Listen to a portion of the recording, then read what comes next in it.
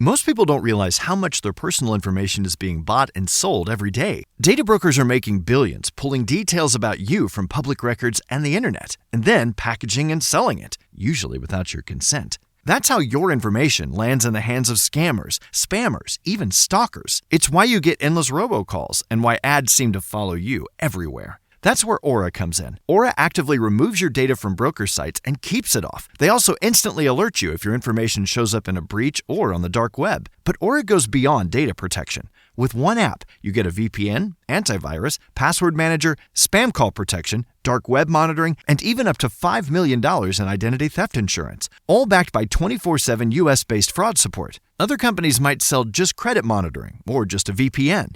Aura gives you all of it, together, at the same price competitors charge for just one service. Start your free trial today at aura.com/remove. Protect yourself now at aura.com/remove.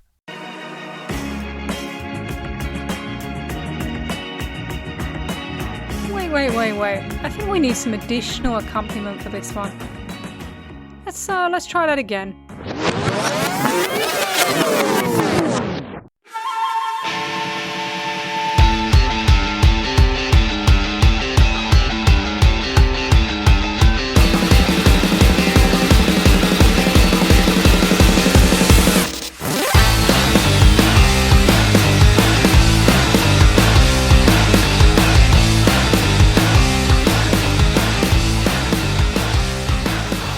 There we go, that one is a full-on mood setter for today's Focus On subject.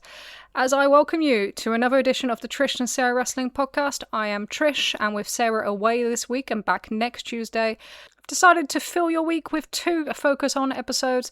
The first being today's on New Japan's premier tournament of the year, and another one on Friday where we talk to Mark Polisol of C4 Wrestling about life as an independent promoter in 2026. So please look out for that one at the end of the week.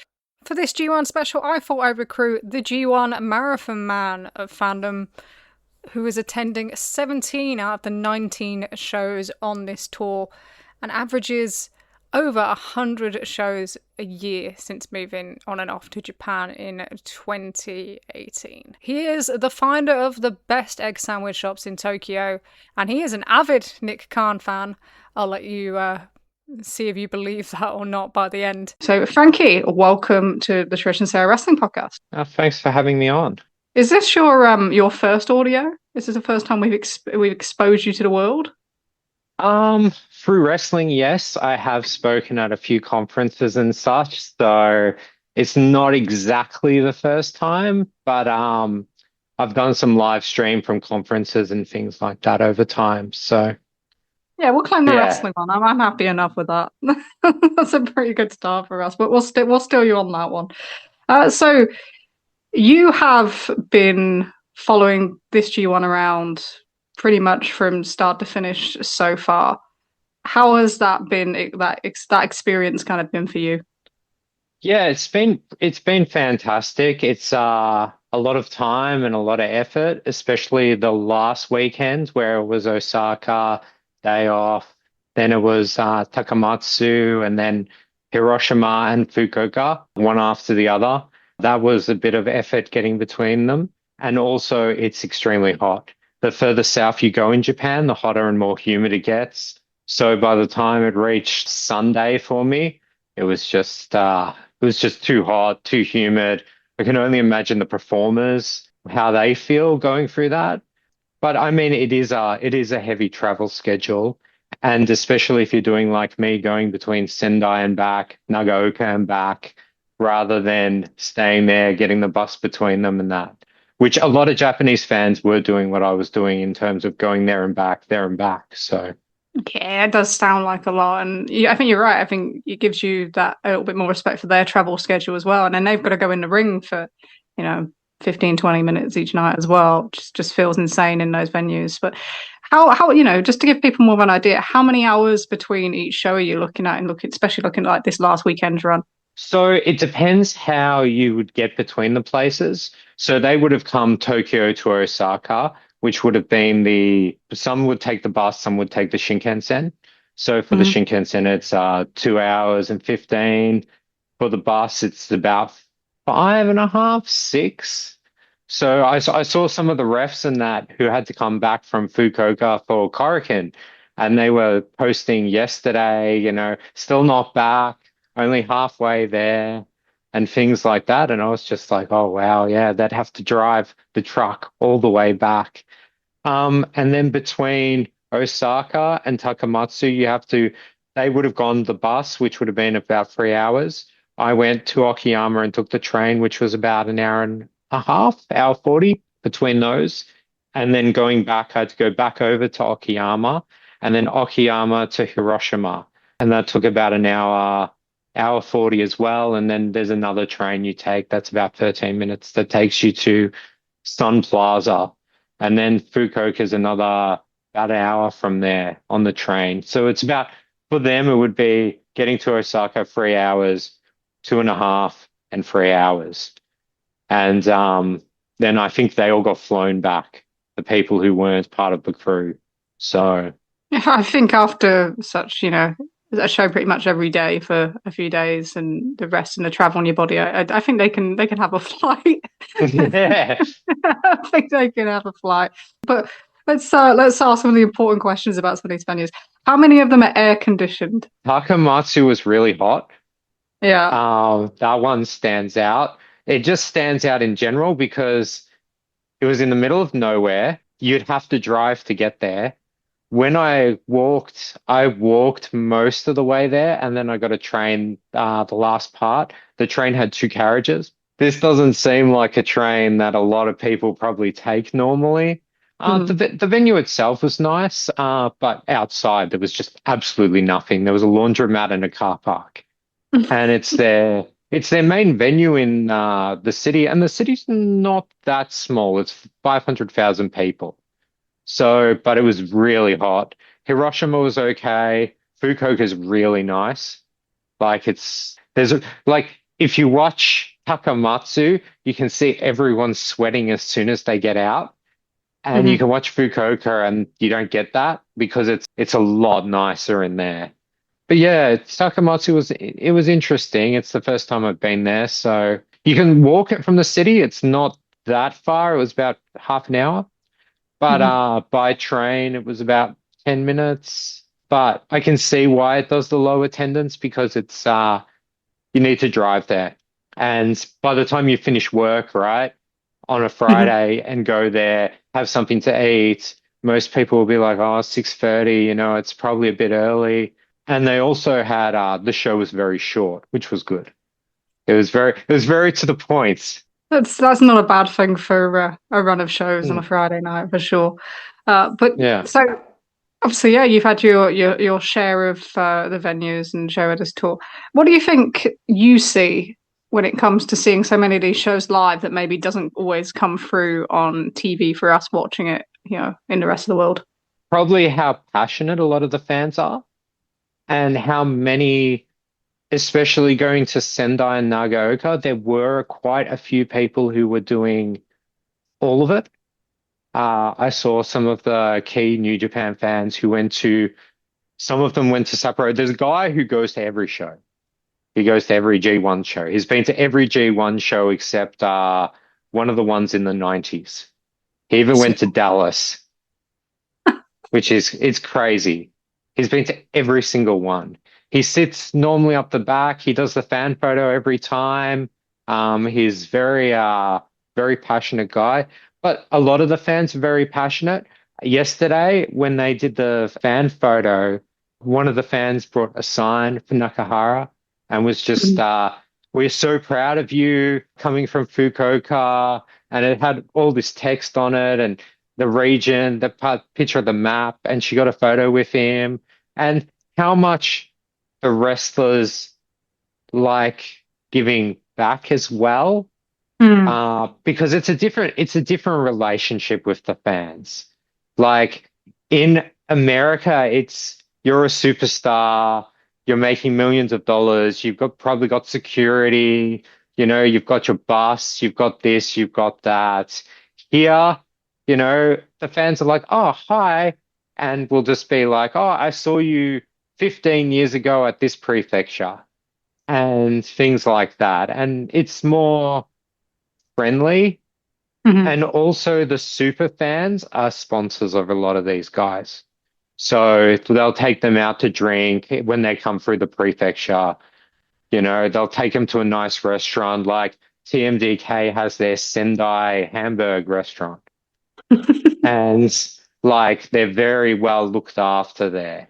And they've posted a lot of videos and photos of the place as well, telling everyone go to it, go to it, go to it. Um, Nagaoka is United Empire territory. They've got all their main sponsors there.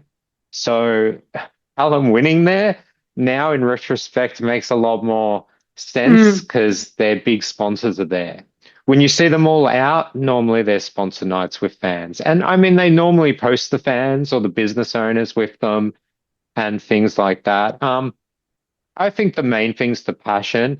And also, well, when we talk about Tsuji-Ice, I'll get to that because I have some thoughts about that one, like, and the audience and the crowd being so quiet. Oh, well, we'll be definitely talking about that one. That's like the hot button topic. Probably a bit more of a hot button topic than it needs to be quite honest. But Of course. anything Yota Tsuji does at the moment is like a touch paper in the West, isn't it? Yeah, it's great. It's great. I have friends sending me stuff like this guy's the best wrestler in the world. Like, Oh. I have friends just sending me, he adapts, he's adapted. He's adapted so well. He thinks about his matches beforehand, and he changes his game plan and how he's walking into it every single time. What he does with Jake Lee and Okan is going to be I just can't wait to see that if he's just sitting there with a piece of paper somewhere going, how do I get around all of this? Well, Like, let's just talk about him now because we're here. Let's just talk yeah, about him. But you're right. Like his adaptation is so key to me because it's the one thing that really shone through why he was here on excursion. Him yeah, and Shota coming at the same time was it kind of opened some eyes because we all expected, coming off the Young Lion group, that Shota would be the one that would shine. Obviously, he was the one with the name, and he looked one of the strongest of that group before they all went off. And then when he came here, he just didn't adapt. He didn't adapt to surroundings. He didn't adapt to the crowds or anything like that. And you could see Yota kind of learning everything. And he was the one that came back a different person. And obviously, he went to Mexico as well, which helps. I think the more styles that you can kind of interact with, the better in that aspect when it comes to like excursions. So, yeah, you could see that then. And that's where I thought when he goes back, he's going to be in a better situation because he will get that quicker. And you can really see that here. Like, for me, I think when he got the title at the start of the year, I don't think that we envisioned that he would figure out how to be his kind of champion in the way that he has and the way that he especially has in this tour. Because, like, I think it kind of hurts people who were kind of worked by his comments about the belt and Forbidden Door that they don't really want to see it. But like this guy is playing the Okada wall role. He's like the wall. He is the wall for yeah, all these other challengers, and he's bringing everybody else up with him. Like that Sonada match, that was like a prime example, right? Everybody's pretty much written Sonada off in the West, obviously since he got the arm injury, and it's like they structured that one perfectly. So that crowd were like rabid at the end for wanting and went crazy like when Sonata did it. And it's like that's exactly your role in this tournament if you go in as champion. And like when we look back at the kind of Okada thing of, you know, everyone feels bigger because they're in there with the world champion. And not just that, his in-ring quality in this tournament is like that's best in the world level. This is so far one of the great G1 runs. And he's not doing it with Tanahashi, Naito, Okada, Omega, whoever. He's doing it with, some very good wrestlers, but some wrestlers that maybe you wouldn't expect someone to be able to keep that kind of quality standard all the way through. yeah. And I think one of the more interesting things about his run too is that he's obviously put a lot of thought into how each of them he can sort of bring out the best Mm-hmm. beforehand. And I mean, he's worked with all of them, for years, right? So he must have ideas in the back of his head. When I'm on top, this is what the match is going to look like. When I'm on Mhm. top, this is what I'm going to do. And I mean, he's approached them all very, very differently. Like Goto, he wrestled the Goto match, right? Yep. He very much wrestled that sort of match. The counters at the end, so they're coming in and out of spots. With Sonata, he'd obviously thought about, well, he's got all these cool pinfalls. We're going to work around those. We're going to work around the reversals that he used to do. I think Sonata's also been really, really good. Like Yep. to sure, you saw it on the screen and it's like, I don't know about this one. Like he's pretty wrecked. But he's sort of like, if I just don't use my arm, then I can just sort of work around that completely. So he's put in the Yeah. effort that maybe people were thinking he might not be able to, but he's definitely put in the effort, and I don't think that you could say now that he wasn't worth a spot with what he's put with his No, output. not at all. But I think too, another thing is Shingo as well. He approached it, or but Shingo's been working differently too. That's Mhm. the other thing. Like Shingo is working like some completely like he's still got his same spots, but he's working in and out of them just almost completely different to how he used to. Like he's come in with some, I want to be creative and inventive and, not work the normal Shingo match. Like he works Tsuji completely differently to how I expected it to look, walking in. Now, will he probably come and do Takeshita and they'll do a version of last year's match? Probably. But I think in a way they're setting up Tsuji and Bolton. Yep. Get the crowd really hyped, no sell, no sell, rah, rah, rah. And then yeah. It will be very interesting to see. But I think what I've liked about Tsuji too is he's modified his spots. Like the other day with Oiwa when he did the double stomp. Like he hasn't done that in any other match. So I thought that was very creative as well. I think he feels like he's fearless in some ways. Like Yeah. he's not feeling an expectation on him. He carries the expectation of being the IWGP. My rabbits want to interrupt the podcast. The IWGP World Champion quite well, and Yeah. he's not afraid to experiment. He's not afraid to kind of put his thoughts out there. I do think that people overthink his thoughts. I think, like a lot of these decisions, like bringing back the belt, is not a Yota Tsuji decision, you No. know. But yeah, he's not afraid to experiment. What I really like, and we'll talk about the Yuto-Ice match, and you can talk about the experience of that in a second. But what I really like is how he's threading everything together as well. So he's got this thing about wanting to defeat the former IWGP World Champions, and he's Yeah. lost two of them in this tour, which sets his fall up very nicely. You're going to have a Goto match, you're going to Yeah. have a match. But then when it came to the Ice match, what I really like, not just the match, which really did kind of, for me, throw me back to kind of Tai Chi and Kota Ibushi from the 2020 G1, which was one of the more Yeah. memorable matches I can think of. And that's what sticks with me. It's always the things that are memorable rather than the things that are just good or great. Because we Yeah. have, especially in this tour, we have loads of really good matches. We've had some really great matches, but it's the ones that are different that end up sticking in your mind in a few years. But I love how it threads into the next part of the story. So then it leads to him just about surviving Oiwa, which is what he did, right? Yeah. And then you can see it now that it's set up for Bolton on Thursday now, and you think, especially with the way that he dealt with Sonata, where you're just like, yeah, you can see where this is going, and he's built it all up perfectly, and you should end up with, I presume we're going to see a really, really cool moment in a sold-out Korakuen come Thursday Yeah. night. But yeah, so the Yuto-Ice match, probably the most talked about match of the tournament so far. What was it like being in the venue for that one? Oh, it was fantastic. And what got me was when the crowd would go quiet so they could hear the chops.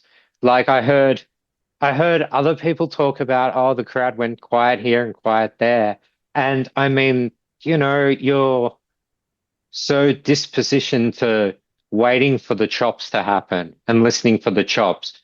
Some guys will do the shh and that. Mhm. And I think people were just waiting to go crazy each time the different sequence happened. The one other thing with Suji is his facial expressions have been just so Yes. absolutely perfect. Like going from confident to, oh, this isn't going my way, to, okay, I'm back in control. And he's okay, not what over do I the need top to with it do? either. You know, he's not No, over the top with it. It's no. not kind of NXT style like shock phase either. Yeah, it's concern. It's I'm the champ and I should be on top of this. And now I'm concerned that I'm not on top of this. This isn't good for me. And then he gets back on top of it. And I think in the Yuto-Ice match, when he realized that Ice rope-a-doped him into getting tired, like, and he looks at him and it's like, oh no, what if I've fallen for it. And you could just see it all over his face. Like, as soon as he realized he was tired and Yuto wasn't, and you could just see he was like, yeah, I'm done. Like he got me. He outsmarted me here. And it wasn't like what you'd see in America where someone would grab a mic and start yelling, "You outsmarted me," da da da da da. You could just see it on his face. Like yeah, and that was amazing. And the crowd was just incredible. They were just with it the whole time. And they didn't let up. It did help that the matches before were so good as well. I know people were Shingo Goto repeated what they used to do, da da da da da. I saw a bit of that. And to me, they were almost a warm-up in a way Mhm. to the main event. And I think Shingo Takeshita will sort of be that warm-up as well too. And I mean, I thought that match was pretty good anyway, but the main event it was just perfect. And Yuto losing the way he did was was perfect as well. He's just such a his connection with the crowd is just so like there's no one else like that. It's just so intense, and you can see the people who are just so into him. Like even when he was messing with the handcuffs, the crowd was Mhm. still so into him. And most people, you know, they would get laughed at and people would tune out of the match, but he just kept them. And you can't really teach that to a performer in wrestling. Like, or people get it later in their career or they pick it up at one point. He came back and he was already doing this, him and Oscar. They're already so well connected to the crowd and no doubts in their heads. You know, they went over Ishii and Taichi, and I guess that gave them the confidence from the start. Like, here's your ball, guys, go run with it, see what you can do. And I think that's something when it comes to both Yuto and Oscar that's kind of underplayed when we think about this. You know, this is their first full year in New Japan. Yeah, This is their first G1. And there's this thing that kind of we see this in the West as well, but I think it's definitely more when I think about Western fans talking about Japanese wrestlers, where there's an expectation that everyone's kind of should be ready now. And yeah, that's not really like a thing. Like people develop over time. Like if you look at someone like Oleg Bolton in this tournament, you can see now literally like the 3 years of his development kind of culminating in him becoming what he is now. And but being like a real, I wouldn't say surprise package in this tournament, really kind of coming together in this. And we're looking at these guys now who, because they have this insane crowd connection, you know, from coming back at the start, we almost expect them to be kind of at the very, very top level when, you know, it's a very also a very different thing to wrestle singles than it is to wrestle tag. But that's why I really like the structure of this match as well, because it felt like, you know, before that, I think there was some criticism of some of the Ice matches and that, and obviously he worked the lesser part of the group as well. But it was like you yeah, give him like even if no one remembers anything else that he does on this tour, they'll remember that, and it's with the most important person that it can be with. And it also gives you something to build on. So when you do that match again now, like it's a straight callback. It's not I have to think what happened between them. It's literally like this is what they did last time. Oh, do you remember that? How you know that was so cool. He should he could have won. Like he knew what because you've given him in a way you've given him that advantage over Tsuji, but Tsuji does that champion thing where he just finds a way to survive, and that's like all experience. But it's like he could have come close. So the setup for him is really, really good because when you're going to come back to it, you come back to it. But I do think there's too much pressure in some way put on these people in like their first tour to just be perfect. And I also think that's why it's so important that you've got some of the senior guys who have stuck around, as you mentioned, like Shingo and Goto. And also, Zach's kind of fulfilling that role a little bit as well. That these guys that can work with them and can, kind of bring them up. And Takeshita to a point, even though he's not a senior guy, is doing some of that role. And that's really important as well. And you have to think about, they lost so much of their senior talent in the last few years without kind of working with these people. It was all talked about, obviously, when Okada went to America, how few of like the young guys he'd worked with before his departure. So it's kind of really important to have the kind of the likes of the Shingos and the Gotos to do this role. And I think that's under factors as well, especially because like there's a weird everybody hates Goto thing. Yeah, I've never really understood that because he doesn't ever really like, he hasn't really been pushed other than last year. And even then that was just to capitalize. And as soon as it wasn't working, they just went back to Zach. Like, and I don't think they're ever going to push him to that level again unless they, push him to a semi and someone beats him or, just to give the older fans in the building someone to connect with and just to put someone over, I guess. I guess just someone you can just build up, give him 2 months of wins and then he puts over whoever. And I mean, that's what he's really been doing as well. Mhm. Like the last probably year, he put over Takeshita. He's put over people in this tournament, I'm sure. I think Oiwa will probably beat him on Thursday because Goto put him over Oiwa put him over in January. And I'm certain that they did it in Korakuen just so they could do this in Korakuen again.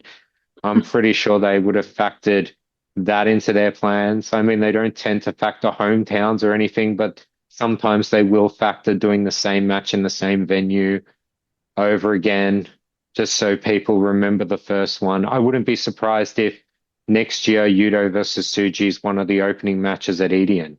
Like, it Oh, yeah, that makes wouldn't sense. shock Yeah. me. It wouldn't shock me if they did something like that. They've probably already got it penciled in their book, because doing Oiwa and Goto twice at the same venue seems awfully suspicious that they were like, oh, well, we're going to do it again at the same place. So the audience in Tokyo knows as well. And they like to do things like that. Yeah, it's been a pretty incredible tournament, I would say so far. And I don't really see them messing up towards the end. I don't really see something they could do. Don't Like tempt the they're not fate going on that. like it's not going to be like Jake Lee versus Gabe Kidd for the final. Like where no one can work out who to cheer for and everyone's just confused. I mean, they did do Evil Takeshita last year, but even then they knew better in the match to just have Evil wrestle. Um, Yeah. but yeah, I really don't see that. I wouldn't be surprised if they said don't sell the 2 nights out, like they were only down to A and B tickets for the final. Yes. So they might sell both nights out, and especially if they have incredible matches for the semis, which normally they do last year, but they didn't have a great crowd last year either. And this year they will have the 7,500, 8,000 strong crowd, which is it's going to be an incredible show. And the two Korakuens will be incredible as well too. Both of them are Um, completely sold out as well.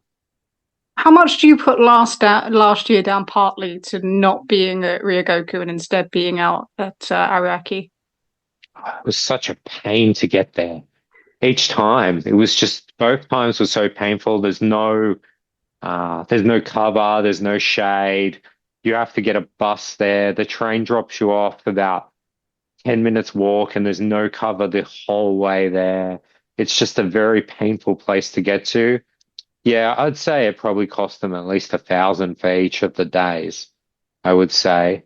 Ryogoku's so easy to get to. You just jump off Mhm. the train and you're there. And it's so easy to get to from Shinjuku as well because it's the same line. You can come in from Chiba on the same line. So it's a very convenient building to get to. But yeah, Ariake's just I was so happy when I saw Sumo Hall. I was like, yes, yes. It's such a classic building for them as well, isn't it? And I think that always plays a part when it comes to these sort of things. It's like if they had like for here, like if we had the FA Cup final and it was not at Wembley, like it wouldn't be the same. Yeah. I think there's definitely an element to that. But, mentioning kind of attendances last year, I think something that struck me and with when it comes to the attendance of this G1 is, but thinking back to last year and how many people thought, once we take Tanahashi out of this, because they thought that last year's tour, be it way down on 2024, was being held up by Tanahashi's last G1, and people thought that this year they were going to struggle even more. Like this, it was like seen as like a necessary evil. Okay, we need to get the young guys over, and that means that they're probably going to have to suffer much worse next year, and that's not happened. We've got a few shows down, we've got a lot of shows up as well. And what I think has been kind of interesting this year, and I think we've seen this New Beginning in Osaka, we've seen this with Dominion Night 1, we've seen it at Dominion Night 1, with Dontaku Night 1, we've seen this with Dominion, and now I think we're seeing this in a combination of G1. But I feel like they've really used a combination of Tsuji and Wolf this year in terms of making them their guys. And I think that reflects in what's happening with attendance, because I don't think that like Tsuji is like, I'm not saying Tsuji's like a mainstream guy, he's not. So they're using him as kind of that figurehead on the wrestling side for the kind of more, some of the more kind of regular fans. And then you've got Wolf, who's this huge kind of mainstream guy who's able to go out there and do all the press and kind of bring people in that maybe wouldn't come in otherwise. Do you kind of see that kind of difference between them, or do you think it's something else? I think Wolf is a huge factor. When he gets to the top, I think he'll be a bigger factor. And it's when, not if, unless, Absolutely. He gets injured or anything. He's so good. Like, for someone who's been wrestling in front of crowds for 8 months now, like, he does get lost at times, and he got blown up in the Gabe match, and you could really see that. But like, it was an exciting doing a sprint with Gabe, right? He got blown. He probably got too excited, overestimated what he could do, did too much, got blown up. Gabe had to do his normal jump around everyone and distract the audience from looking at Wolf huffing and puffing. Tanahashi, da da da da da. It reminded me of the Tanahashi match that he had in Adachi last year. Yeah, where Tanahashi's knee went, and Gabe had to start running around the circles around the ring, yelling things at him, just to keep the crowd focus away. I'm not a Gabe hater like everyone else. I just think that he's gone through the New Japan character change jumble, and when you go through that, it takes, I don't know, 6 months to sort of get something together that's more coherent. We've seen it 100 times. That and people coming back from excursion and being horrible. It's just it happens. Like, you come back and everything's different, and you just don't know what you're doing, and you're trying to work out where the line is, and you've got no one telling you where the line is, and it's tough. You've got to work it all out yourself again, basically from scratch. And I think he's going through that now. But yeah, the attendance it's been great. Like, for them, where they are and who they have, and not bringing in any big special attractions. Like, they're doing great. And next year they'll probably have Obata as well. So they'll have another guy there, another big star they can push. But yeah, Wolf's fantastic. He every time I see him, I actually think his match with Driller is probably the best he looked. Driller did really well with him. He wasn't too slow, it wasn't too fast. There was a lot of nice near falls, and Driller put him over. Like, when people used to say he has no charisma, used to be like, oh. Most people don't realize how much their personal information is being bought and sold every day. Data brokers are making billions, pulling details about you from public records and the internet, and then packaging and selling it, usually without your consent. That's how your information lands in the hands of scammers, spammers, even stalkers. It's why you get endless robocalls and why ads seem to follow you everywhere. That's where Aura comes in. Aura actively removes your data from broker sites and keeps it off. They also instantly alert you if your information shows up in a breach or on the dark web. But Aura goes beyond data protection. With one app, you get a VPN, antivirus, password manager, spam call protection, dark web monitoring, and even up to $5 million in identity theft insurance, all backed by 24/7 US-based fraud support. Other companies might sell just credit monitoring or just a VPN. Aura gives you all of it, together, at the same price competitors charge for just one service. Start your free trial today at aura.com/remove. Protect yourself now at aura.com/remove. He's just nervous out there, you know? You It's could see it on so, his face. I mean, you could see it even yeah, at Wrestle Kingdom. His eyes were like, there was nerves in them. And that just takes time, yeah, right? Like, this experience. yeah. Now he's starting to get the facial expressions down and that. And you can see when he's angry his selling's just too good. That him and Bolton, they sell too well. And some like Bolton the other day, he got hit by the Tsuji knee and the ref had to check on him straight away. And like he thought he was out. Like, because I think it did hit him. And then Bolton sold it big because he was like, One. it hit me. Yeah. And he just slumped over and was selling like it was completely real. And the ref instantly just checked on him. So, but I guess that comes from their real life experience when you do get knocked in the head from being thrown in wrestling. This is how it feels and this is how I used to react and this is what it should look like and stuff like that. But yeah, Wolf's been great on this tour. I can't say it was surprising because he was led pretty well through the Yoshihashi match. You couldn't really tell with Narita because there was a lot of interference, protection, and Evil's a veteran and he would have known exactly what to do with him. But yeah, he's been fantastic. And I think that's so critical for them, isn't it? Because they put a lot into this Wolf boat. It was their big investment at the end of the Tanahashi era, and they needed it to work. And it is doing so.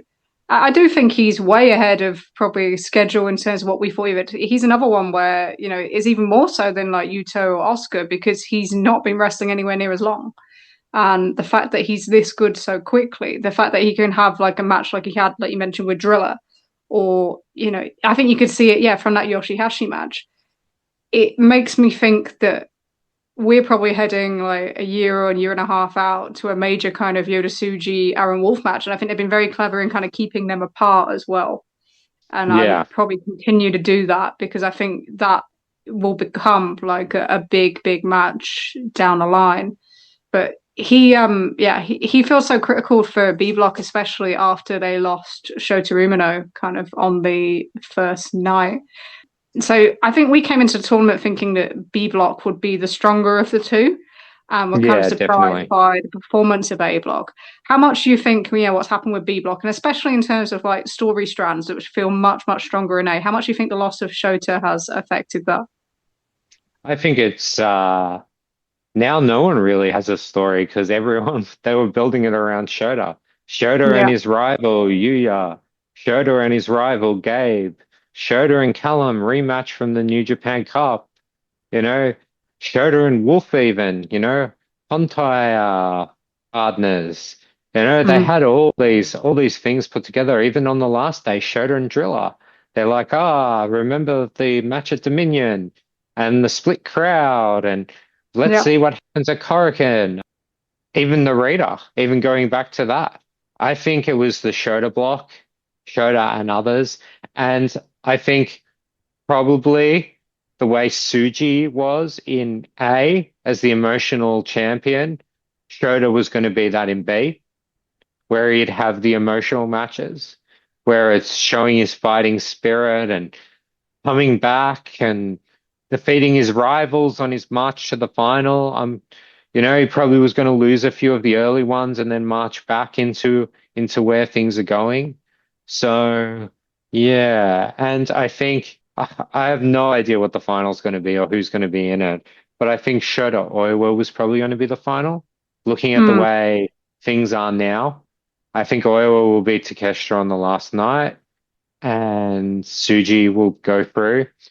Yeah. And I think Shota was going to beat Tsuji and then lose to Oiwa in the final. And that way we've set up everything that you don't have to have any sort of inside knowledge to sort of see the way Geto does things, right? You know, he's done the 2 month heel champion thing we got with Callum. You know, he tends to do things in patterns, in circles. And I feel Shota, Tsuji, with Shota losing, but it being a great match, would probably, now that he's got his new Okada with Tsuji, he's had his 2 month run in the thing like he did with Naito. Yeah. And he did with Tanahashi and Okada, with Okada getting that, and then Tanahashi having the longer run.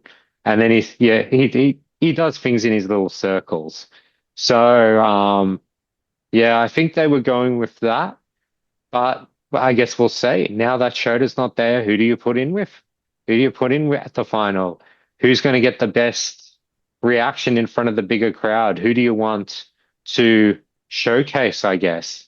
You know, do you take a risk and do something crazy like Oiler and Yuto?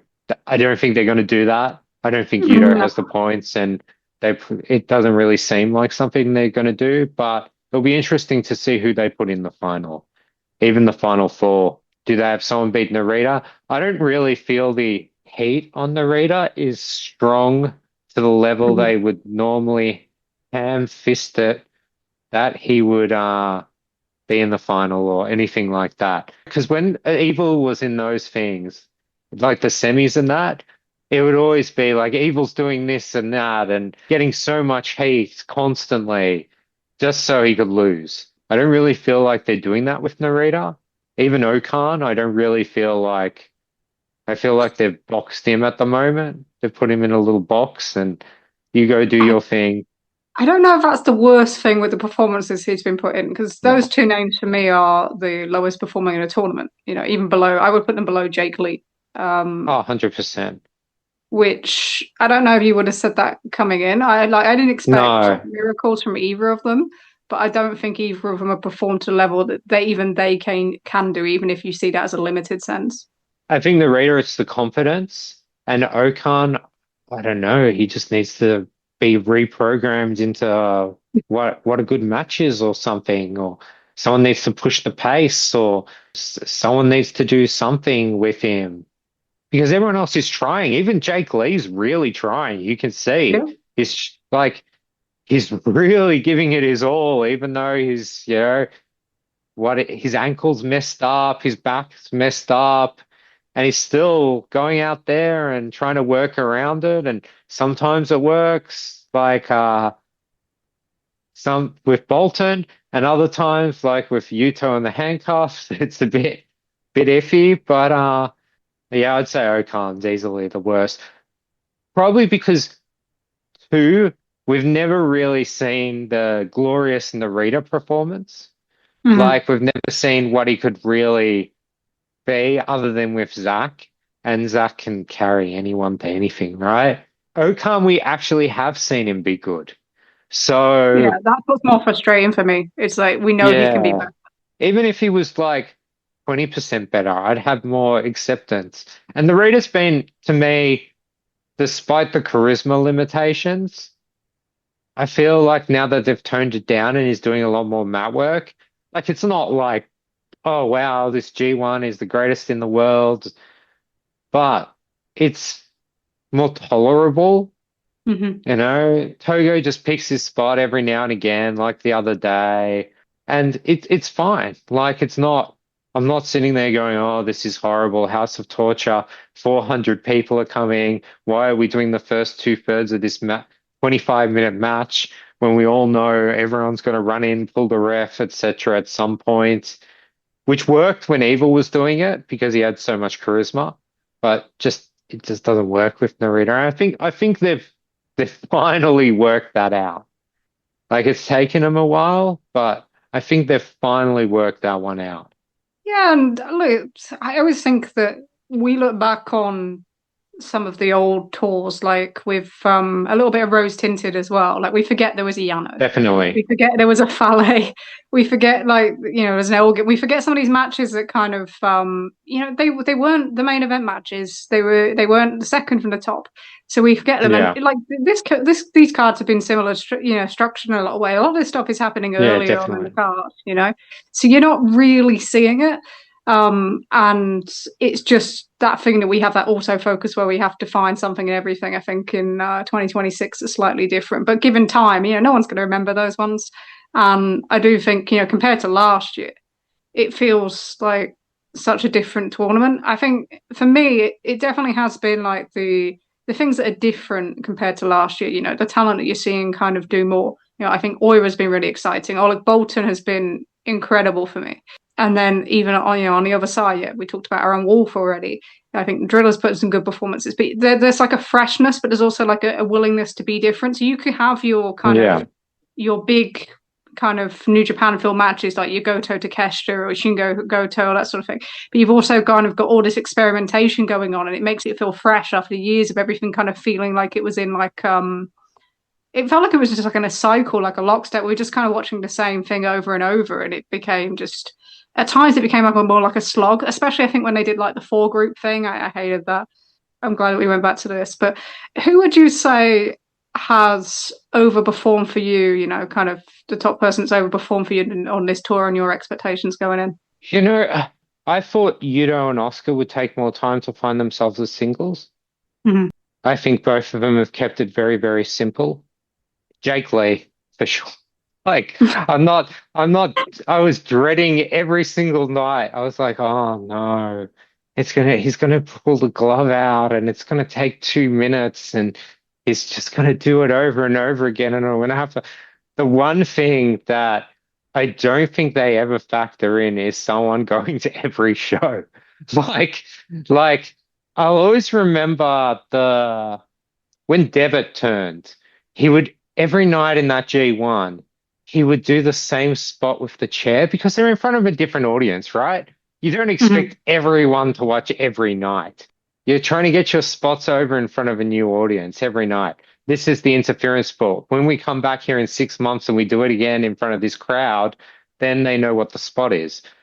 And just like, I don't think they really factor in someone's going to be crazy enough to go to every show and travel the country. I'm sure they know that there are fans that do that, but as a majority, yeah. And I thought Jake Lee would do that.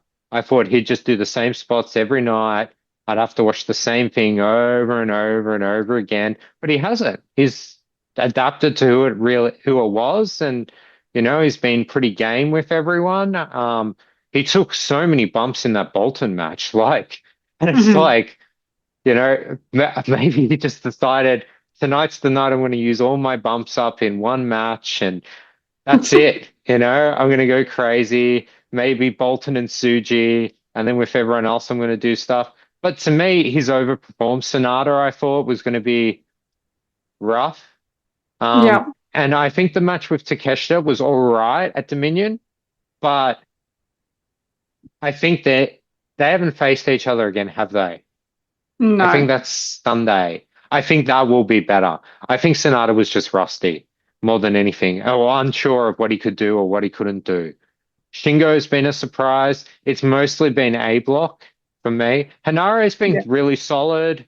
I think he just has his solid, really good match every night. And that's, if you were going to one show, if you weren't doing what I was doing or what people are doing at home and watching every show, and you went to a B block show, I don't think you'd be disappointed. Like, the matches are still very good. It's just missing that emotional edge.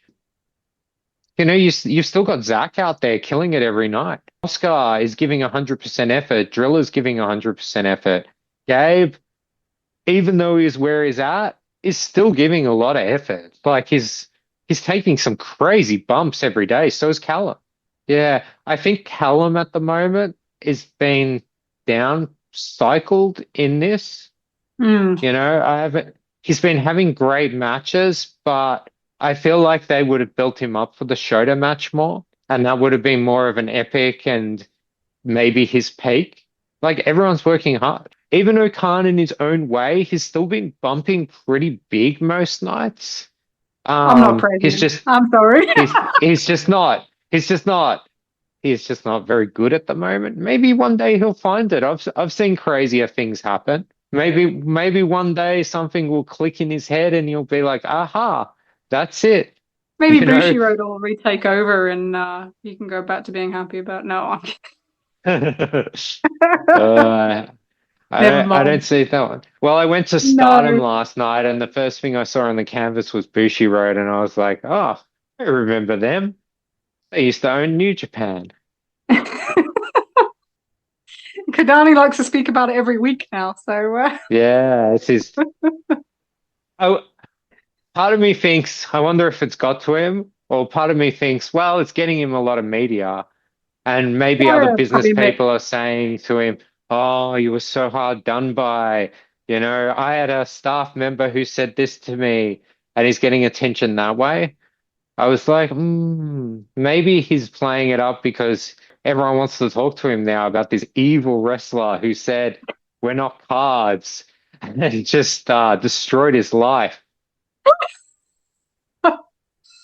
Do you know all the descriptions of Kadani and like his like lack of social IQ? I think it's really shown up in this. And Yeah, obviously Tsuji, the wrestler, he can get at a little bit more. He's not protected. If he'd said it after like Okada said what he said in January, you'd probably get a different reaction. So I think he kind of weighs that up as well.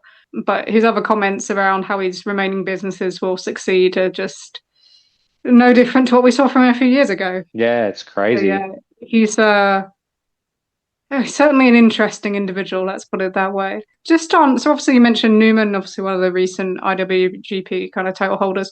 Just want to have a quick word before we close up around Takeshita as well. So obviously last year the tour was really built around him doing kind of these long matches, giving him the kind of tournament like match length record. And I think it's a really interesting one because I don't think he knew what they wanted him to be last year. I don't think even knew he knew what he Yeah, wanted to be in that tour. We saw that really kind of culminate in the reaction with the final with Evil as well, which left a great crowd, but probably wasn't exactly what they wanted. And I think when he first came in, yeah, I recall thinking back at like Wrestle Dynasty and Wrestle Kingdom last year. I think for me, I envisioned him doing what Suji is doing now, like literally being that yeah, wall same, yeah. the guys would work with. But obviously, for various reasons, and a lot of them not on him, that's not really worked out. But I think this year he's kind of found more of himself in this role, and he looks to be a lot more kind of comfortable in the G1, a lot more confident, and seems to be building at least something with the crowd that was missing last year. Yeah, what have you seen really from Takeshita this year? He's probably had, it doesn't have the pressure on him this year. Mm, And he probably is like, I'll just have good matches. And that's just made him happy. Like, New Japan's notorious for not giving people direction or just saying yes to things and then they never happen. And you When look at, Hiromu's going to be a senior, Frankie. yeah, oh, yeah. When's he going to be a heavyweight? When's he going to be in the G1? Oh, Yeah, no, we can't do that with you.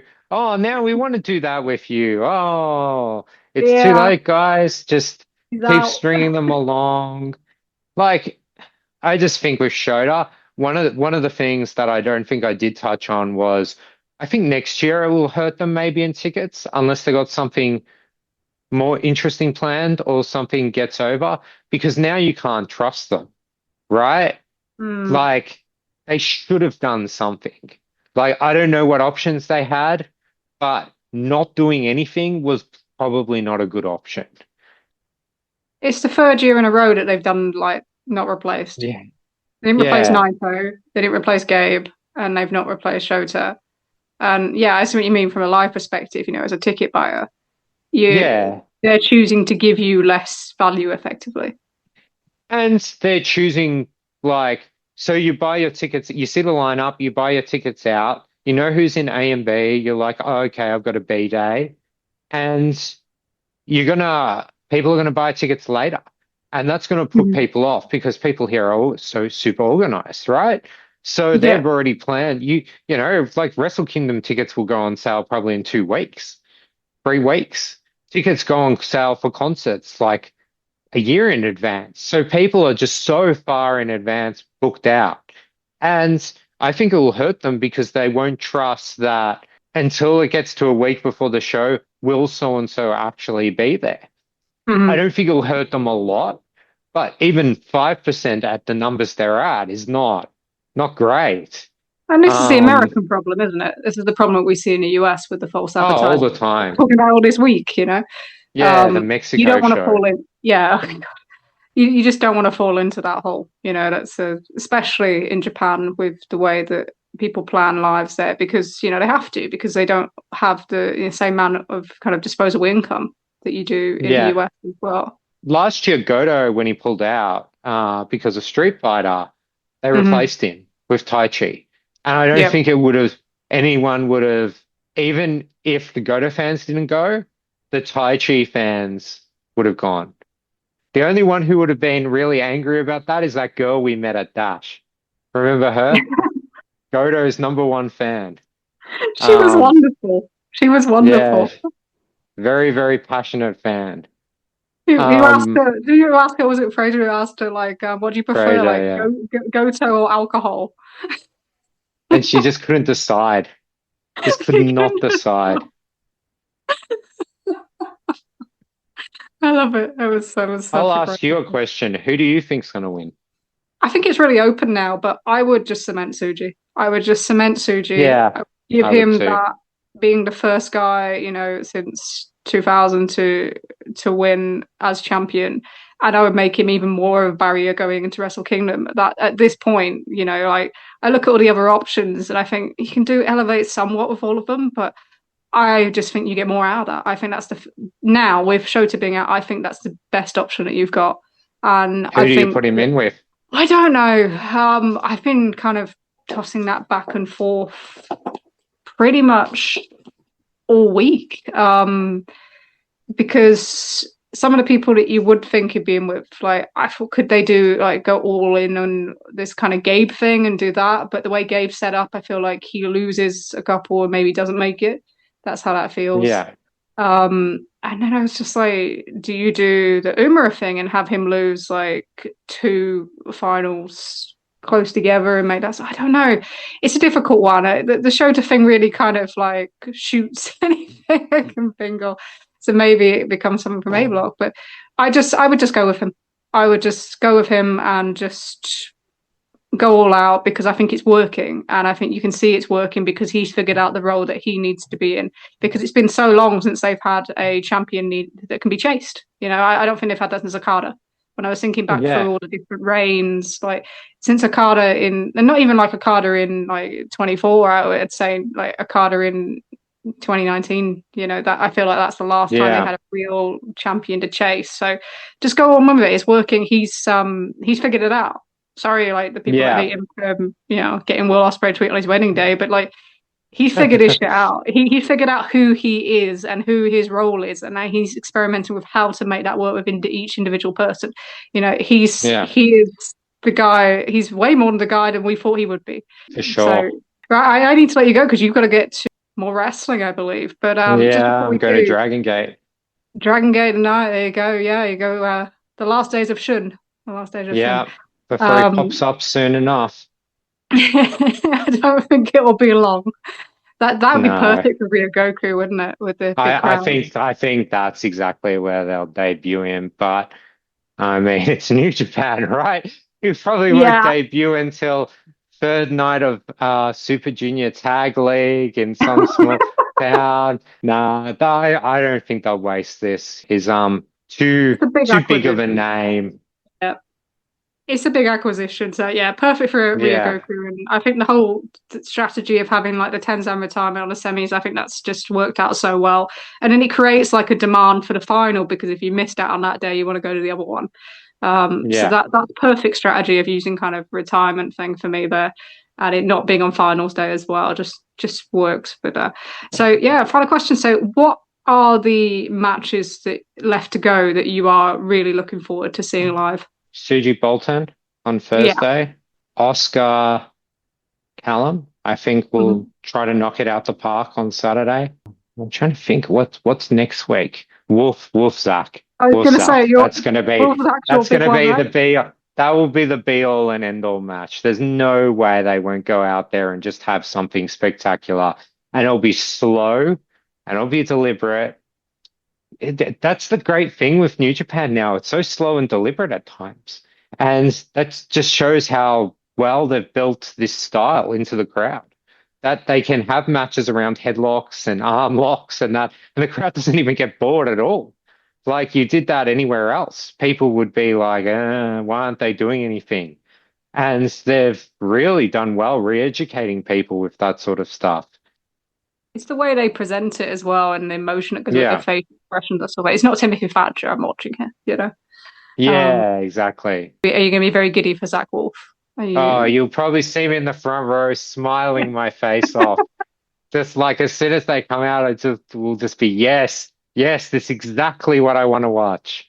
Like they're gonna just take it so slow and so deliberate, and they'll just build it because they probably both wanted to work with each other the whole time, Hmm. and they haven't had the chance other than a few tags which haven't been on TV. So they'll probably go out there and Zach's probably got 10 million ideas what to do with Wolf. Like Wolf is such a well-liked guy there as well backstage. Hmm. Like he is so well liked, and he's probably got 100 ideas what to do with him. And then they've probably got 100 ideas what to do next year with Obata when he comes in. He's already started, going to shows. People have seen him there. I've seen him at the Corricans and that.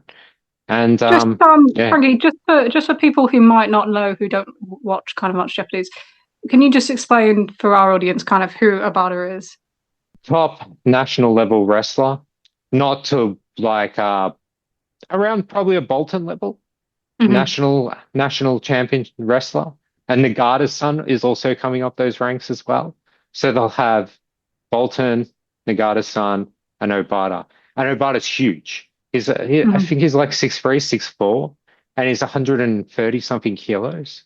Like he's this huge guy. And mega athlete, great athlete.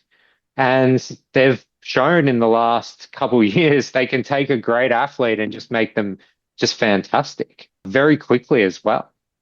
And the one thing with Wolf and Obata is they love wrestling. Like they watched it for years and years and years and years. And so I think that helps get them to where they need to be quicker as well. Whereas Bolton, they literally had to teach what wrestling was. Like he'd never seen it before, which is awesome that he's so good at it, right?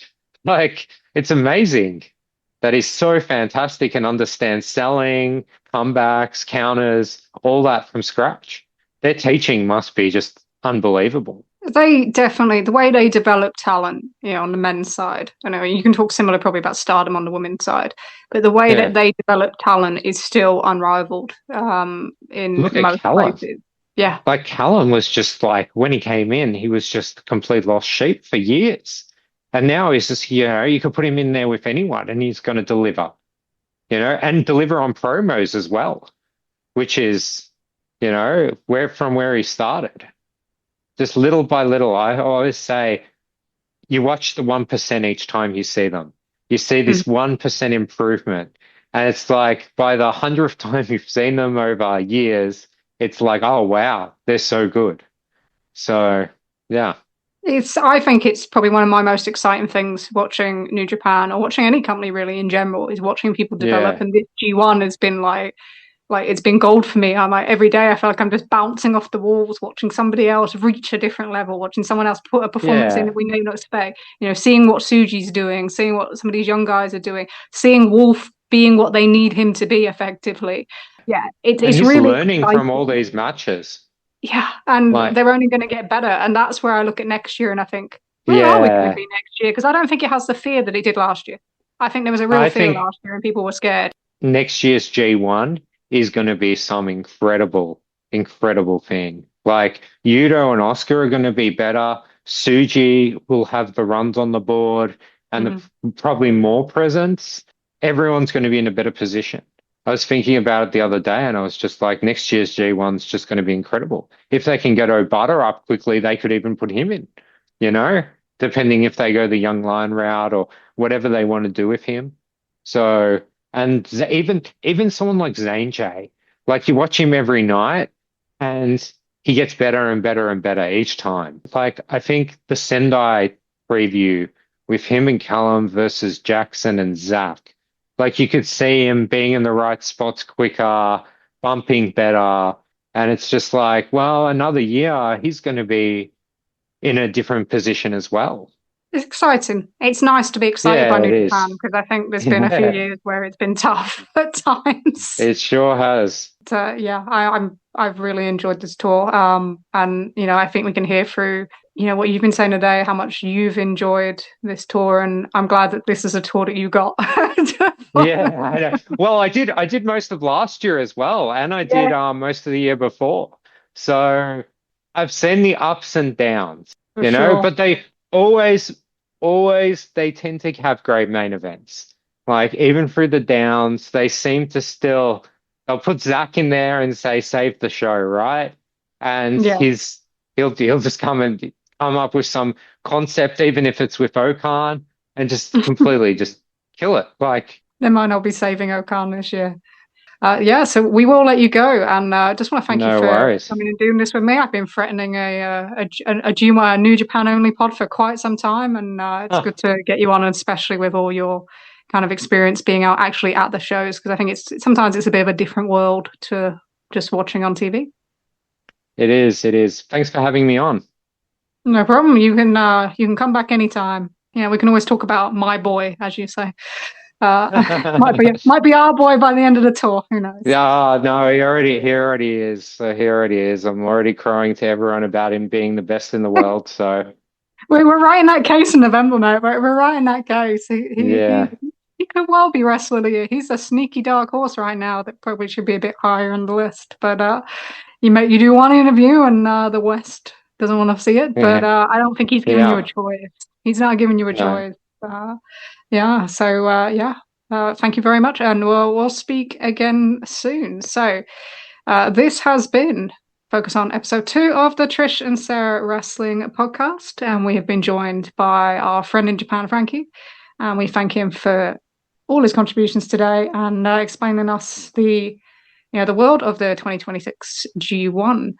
We will again be back on Friday for another Focus On edition as we talk to C4's Mark Polisel on life as an independent wrestling promoter. So please look out for that one as we get closer to the weekend. We'll also be back next Tuesday with Sarah and myself to discuss all the news and big shows of the last 3 weeks. So if you are desperately waiting for our SummerSlam thoughts, you'll know where to find us. You can also contact us at Trish and Sarah on Twitter under our own acronyms, names, whatever you want to call them, on Blue Sky. You can email us at trishandsarahpod@gmail.com, trishandsarahpod@gmail.com. You can find us in the Social Suplex Discord, where you can speak to all the other hosts on the network, as well as wrestling fans from across the world. The Trish and Sarah Wrestling Podcast is produced by the wonderful Leah of Tunnel Talk. Leah is responsible for getting everything out to you and your listening ears, sometimes in no available time whatsoever. So we thank her for everything that she does. And you can listen to Tunnel Talk every Sunday, wherever you get your podcast. So until Friday, I've been Trish. And Frankie. And this has been Focus On edition of the Trish and Sarah Wrestling Podcast. Thank you for listening. Most people don't realize how much their personal information is being bought and sold every day. Data brokers are making billions, pulling details about you from public records and the internet, and then packaging and selling it, usually without your consent. That's how your information lands in the hands of scammers, spammers, even stalkers. It's why you get endless robocalls and why ads seem to follow you everywhere. That's where Aura comes in. Aura actively removes your data from broker sites and keeps it off. They also instantly alert you if your information shows up in a breach or on the dark web. But Aura goes beyond data protection. With one app, you get a VPN, antivirus, password manager, spam call protection, dark web monitoring, and even up to $5 million in identity theft insurance, all backed by 24/7 US-based fraud support. Other companies might sell just credit monitoring or just a VPN. Aura gives you all of it, together, at the same price competitors charge for just one service. Start your free trial today at aura.com/remove. Protect yourself now at aura.com/remove.